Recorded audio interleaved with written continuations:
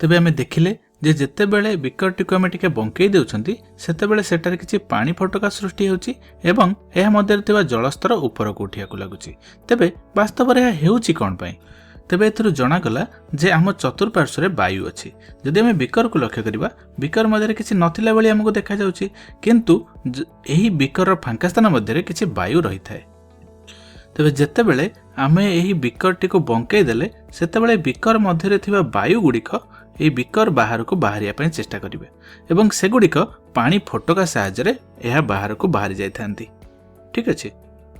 तेबे एठारे पानी फटका सेति पय सृष्टि हला जेहेतु एही बिकर मध्यरे थिबा वायु गुडिक बाहर को बाहरिया पय चेष्टा करंती एवं वर्तमान एठारु जेहेतु किछि मात्रा रे वायु पानी फटका सहायता रे ऊपर को बाहरी गला तेनु एहा मध्यरे किछि फांका स्थान सृष्टि हला। तेणु एही फांका स्थान को परिपूर्ण करिया पय जलस्तर ऊपर को उठिया को लागिला।